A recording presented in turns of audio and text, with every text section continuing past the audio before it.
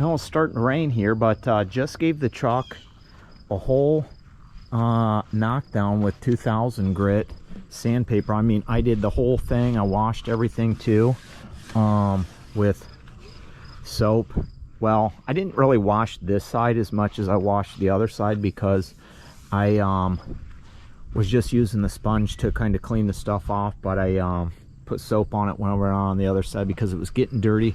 But you could see when I was doing that panel the other day how much of that material was coming off, that metallic. So, and then all the dust and stuff from it would, you know, kind of build up and was looking grimy. So I just took the liberty to do that. That way when I do come back, because I don't want it beating, I don't necessarily want the water beating up so much because I need that paint to stick when I spray the stripes and stuff. Actually, the gray's probably gonna end up being the stripes. Maybe, possibly, I don't know yet. I'm not sure because of how much stuff I plan on covering with what I'm gonna do. So we'll see. But yeah, it didn't really turn out too bad. It took some of the fadedness away in this region, so it's not as cloudy. I know it's hard to see right now because it's raining and overcast, but like right here was a cloudy spot too that it took away, which was nice. And I used 2 pieces on the other side, then I grabbed 1 piece and I started climbing up and was doing it, and then I used that piece for the rest of the whole truck. So I still got a couple pieces left, which I plan on doing the visor and the whale tail with when I get back. I'm not going to do those today because I got other things to do since I'm getting ready to leave and whatnot and head out tomorrow so I can make it down to the show for Crossville. And just figured I'd get it ready now. That way, I mean, obviously I'm going to need to give it a bath because it's going to sit here for 1 to 2 weeks possibly before I do get back and collect a bunch of dust and dirt from the air and sky and bird shit and whatever else is going to land on it. You know, with the trees blow, the wind blows and shit gets on there. So I did notice there's a shitload of bugs in the back, unfortunately, from when I was spraying it at night. There is a shitload of bugs in the back. Like, here's one right here. There was one. There's 1, 2, 3, 4, 5, 6, 7, 8, 9, 10. There's probably 11, 12, 13, 14, 15, 16, 17, 18, 19. There's probably 25 to 30 in here. I didn't necessarily knock them down all the way. I just did it real quick because that piece was so wore down and wore out. But listen to that. That thing is nice and smooth just from hitting it one time. And I just wanted to try and get it knocked down just a skosh. That way it was not as rough. There's still some rougher spots on here, and there's a little bit of you know, a little bit of bubblage.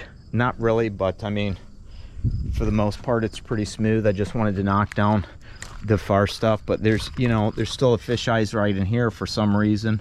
Right here's a spot. This side's actually really good though. That was like the only spot that had that was right there on this side. And then well, I guess up here a little bit too when I was coming around the corner. But I plan on knocking some of this down a little bit more just to smooth it out, to make sure it's completely smooth. I did sand on this spot right here, and I can still feel some roughness right here. I didn't do the whole thing, but for the most part it's really not too bad. Started up in here and hitting this today. It's still going to need done right here again because it's not completely smooth, but it's better than what it was. It's not as bad. Went up in here and got this a little bit, you know, just got most of this stuff that way I could. I'll be back. I gotta take this. What's going on? On the go on the Chad Keegan YouTube channel.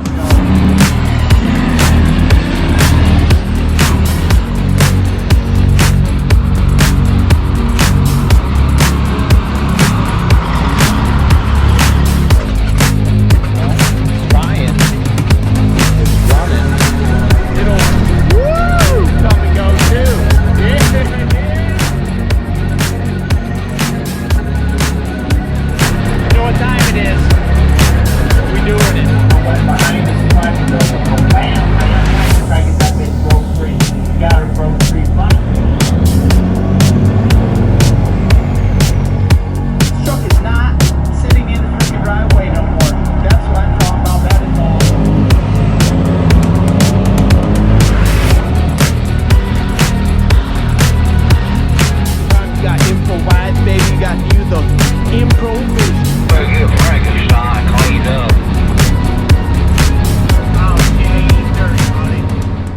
back. Donnie butt dialed me, so I just given him shit in a text message. I don't even think he realizes it. So I still need to do up in there too, because that stuff was super thick in those spots. I don't understand, and I don't know why that didn't stick there. Maybe it was from the tack cloth, I don't know, or I was just way too close when I shot that. So I still got those 2 spots to do too, and I'm just going to end up smoothing that out. That way I can, and I'll honestly probably get some heavier grit sandpaper. That way I don't have to sit there and struggle with that 2000 so much, because you kind of have to. That's a lot of arm movements and stuff like that. So just knock that down to where it's smooth, and then you know, I'll probably use like 1000 if I can find some, and then I'll go back over with the 2000 just to smooth it out a little bit. But other than that, it's not too bad. It was a few hours. I mean, I spent more time over here trying to get these spots, and then I said piss on it, I'm just going to do the whole thing really quick and knock it down. And that's basically what I did. You can kind of see when you're up there, I can see like some swipe marks and stuff on this side, not as much on that other side because the paper was more smooth. But it ain't no big deal, because I mean, most of that shit's going to be covered anyways, from what I plan on doing. So I'm not too concerned about it. I just want to get it smooth so I can you know, do my shit. That way that doesn't mess up. But I mean, only time will tell. I'm not a professional, but I guarantee the next time I do it, it won't be the same type of situation as the last time. I'll probably do it earlier in the day. So we'll see what happens. And what I'll do is I'll do this side because it won't be in the sun, but there will still be enough light to where I can see. And then I'll move over to that side right before the sun starts going down. Hopefully, because I don't necessarily want to shoot the stuff in direct sunlight, because I don't want it drying too fast or anything like that. I may have to get a slow reducer. That way it'll kind of take its time to cure stuff. But you know, I guess we'll see what happens. It's a crapshoot anyway, so we'll see. Yeah, I gotta see what Donnie wanted real quick, and then we'll be headed to down south right soon.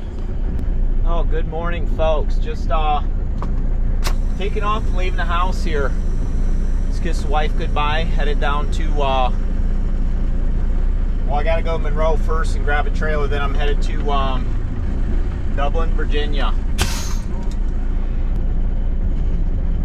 So we gotta go to Dublin, and then we'll figure out our next move from there. I've seen a few things. A couple things going down North Carolina, Florida, back up to Ohio from Glad Springs.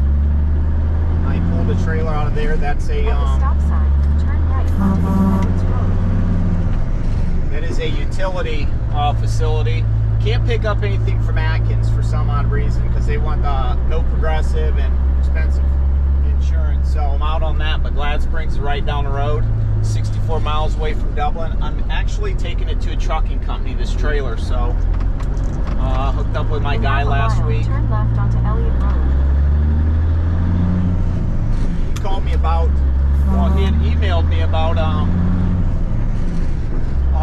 trailer going down to West Palm Beach out of Mac over in Alliance, and I was like, dude, I'm over here. And then he's like, hey, that got covered, but I got these flatbeds that need to go down to Virginia Beach, and but they were picking up in Salem, and I'm like, dude, I'm gonna be down in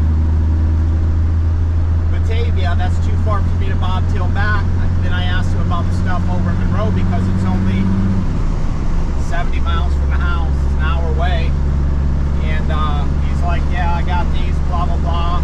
We're going down here. I said, well, how many you got? He's like, I got 11 left. I'm like, cool, man. I said, just give me one of those for Monday then, because that was Thursday I was talking to him when I come back after the whole mishap with the load for TQL. Since it wasn't ready and the fuel was in there still, and they had to pump it out. So I was already hooked up on this, which I probably should have waited around and just said, I'll get a hold of you Monday, because there was something going from Napoleon over to Lafayette, Indiana today, a 32-foot reefer, I believe, that I could have grabbed, you know, 5 minutes down the road. Napoleon took over there, and then worked my way back to one of those, and still went down to Virginia, found something else to get me closer to Crossville. But it's all good. I mean, that's trucking, just leaving the house. It's 10 o'clock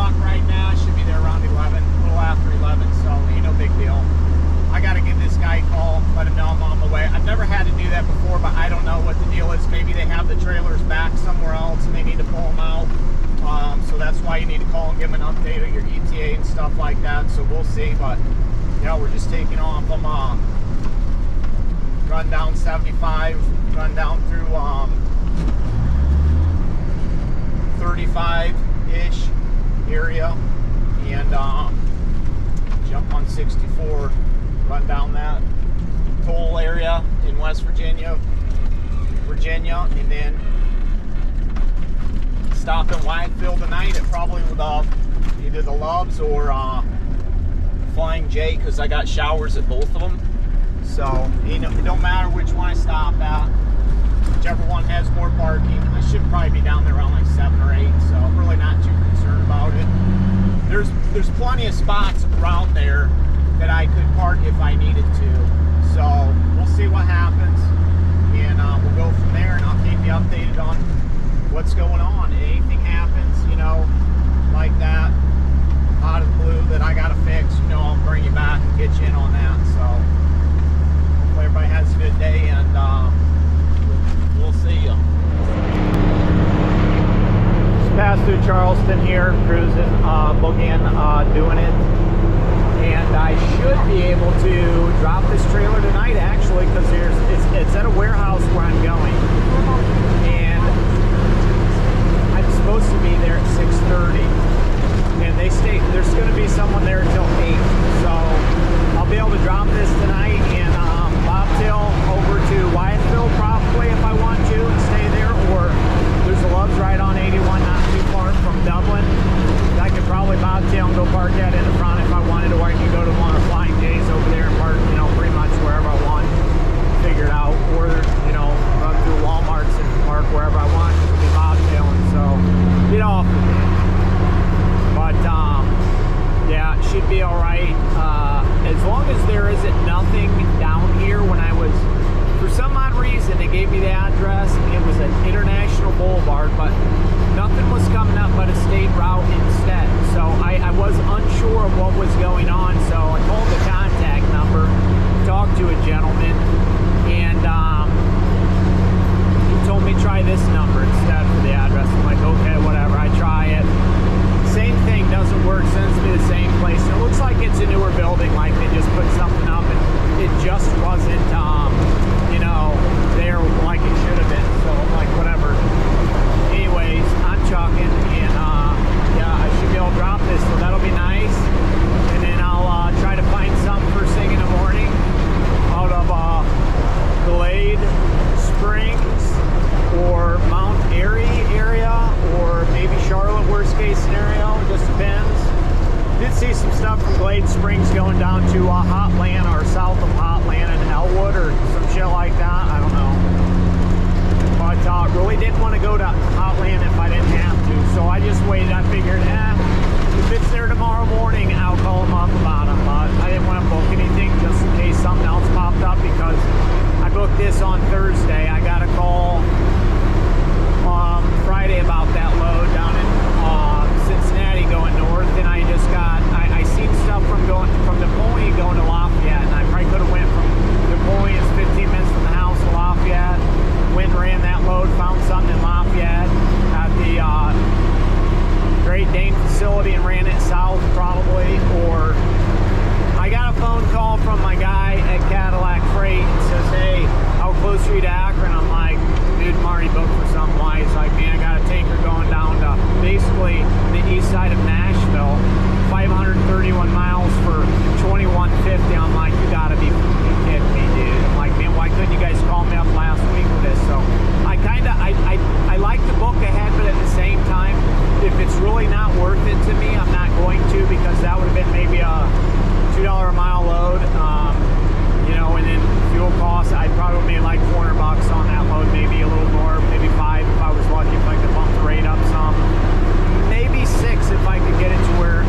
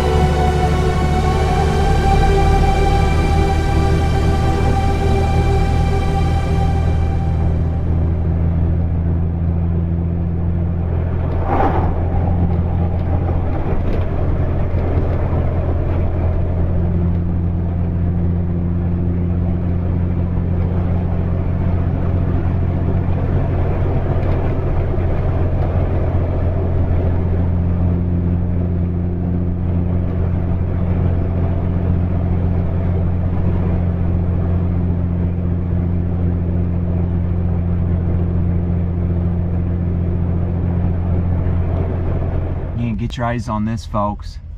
This fucking clown right here in this truck pulls through here and he hits this guy in a box truck. He pulling into Denny's.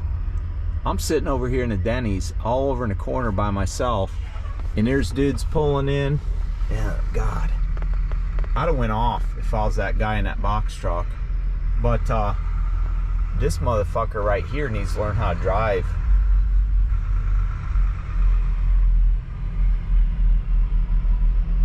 Jesus Christ, dude. You gonna hit my truck too?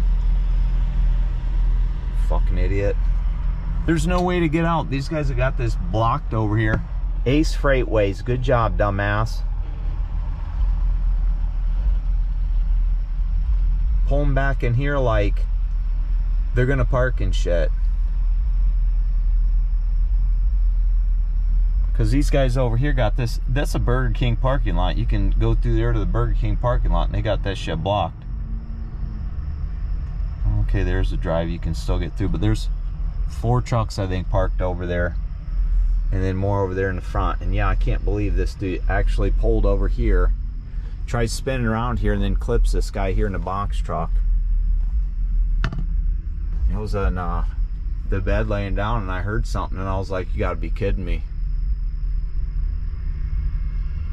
These people are freaking ridiculous.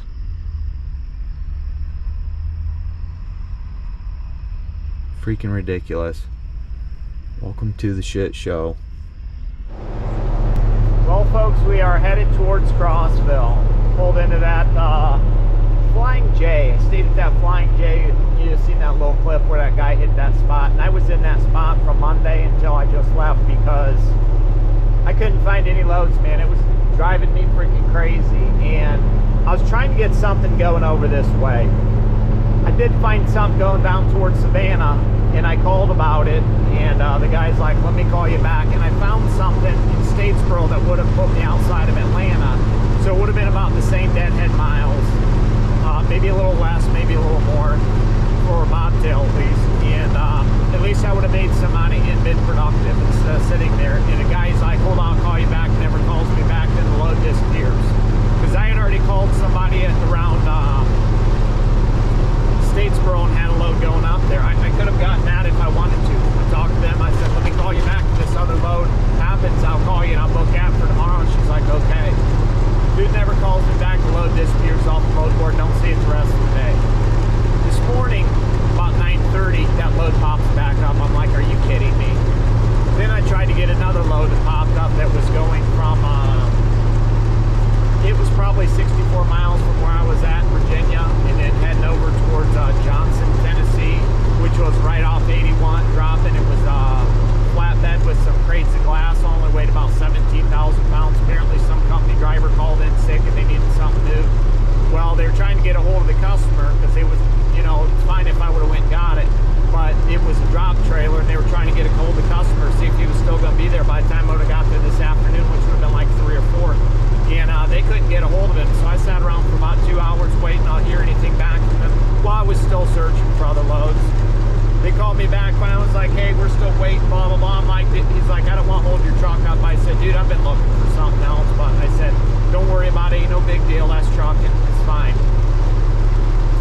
Called TQL about a couple empty trailers that were in Glade Springs. That one was going up to Indy, and the other one was going up to Romulus, Michigan, or Warren, Michigan. And I could have picked it up Friday and delivered it Monday, even though I'm probably going to try to pick it up today, later today sometime. And then I'd have taken it over to Crossville with me and then just, you know, took it on my way up home. Would have been fine, but these people, he's like, I can do it for 900. I'm like, dude, it's over 500 miles.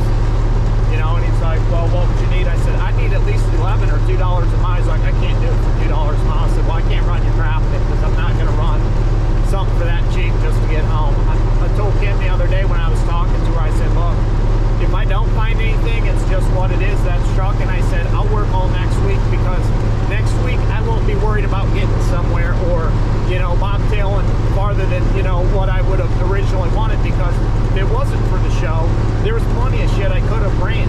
But the thing about it is I didn't want to get out farther than what I was going to be in the first place for bobtail miles, and because I got enough fuel to get me over there from what I put in from that load that's paid for. so that's no big deal to me.